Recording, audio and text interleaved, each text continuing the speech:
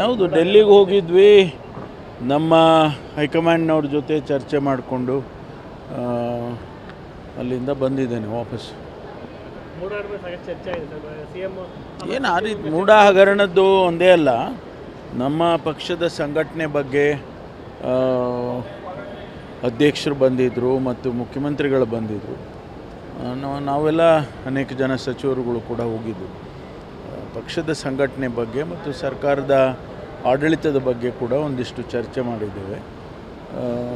ಅಂತ ನೀವು ನಿರೀಕ್ಷಿಸ್ತಕ್ಕಂಥ ಏನು ವಿಚಾರಗಳು ಚರ್ಚೆ ಆಗಿಲ್ಲ.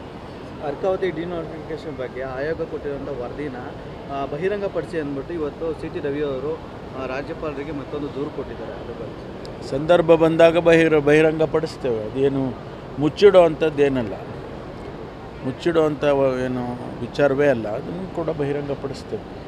ಸರ್ಕಾರದಲ್ಲಿ ಎಲ್ಲವೂ ಕೂಡ ಪಾರದರ್ಶಕವಾಗಿದೆ, ಹಾಗಾಗಿ ಮುಚ್ಚಿಡುವಂಥ ಪ್ರಶ್ನೆ ಯಾವುದೂ ಬರೋದಿಲ್ಲ.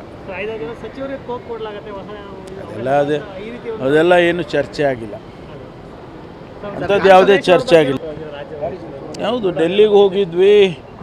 ನಮ್ಮ ಹೈಕಮಾಂಡ್ನವ್ರ ಜೊತೆ ಚರ್ಚೆ ಮಾಡಿಕೊಂಡು ಅಲ್ಲಿಂದ ಬಂದಿದ್ದೇನೆ ವಾಪಸ್.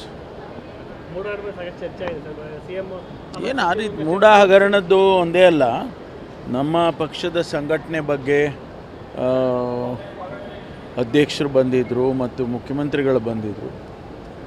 ನಾವೆಲ್ಲ ಅನೇಕ ಜನ ಸಚಿವರುಗಳು ಕೂಡ ಹೋಗಿದ್ದರು. ಪಕ್ಷದ ಸಂಘಟನೆ ಬಗ್ಗೆ ಮತ್ತು ಸರ್ಕಾರದ ಆಡಳಿತದ ಬಗ್ಗೆ ಕೂಡ ಒಂದಿಷ್ಟು ಚರ್ಚೆ ಮಾಡಿದ್ದೇವೆ. ಅಂತ ನೀವು ನಿರೀಕ್ಷಿಸ್ತಕ್ಕಂಥ ಏನು ವಿಚಾರಗಳು ಚರ್ಚೆ ಆಗಿಲ್ಲ. ಅರ್ಕಾವತಿ ಡಿನೋಟಿಫಿಕೇಶನ್ ಬಗ್ಗೆ ಆಯೋಗ ಕೊಟ್ಟಿರುವಂಥ ವರದಿನ ಬಹಿರಂಗಪಡಿಸಿ ಅಂದ್ಬಿಟ್ಟು ಇವತ್ತು ಸಿ.ಟಿ. ರವಿ ಅವರು ರಾಜ್ಯಪಾಲರಿಗೆ ಮತ್ತೊಂದು ದೂರು ಕೊಟ್ಟಿದ್ದಾರೆ. ಅದ್ರ ಬಗ್ಗೆ ಸಂದರ್ಭ ಬಂದಾಗ ಬಹಿರಂಗಪಡಿಸ್ತೇವೆ. ಅದೇನು ಮುಚ್ಚಿಡೋ ಅಂಥದ್ದೇನಲ್ಲ, ಮುಚ್ಚಿಡುವಂಥ ಏನು ವಿಚಾರವೇ ಅಲ್ಲ, ಅದನ್ನು ಕೂಡ ಬಹಿರಂಗಪಡಿಸ್ತೇವೆ.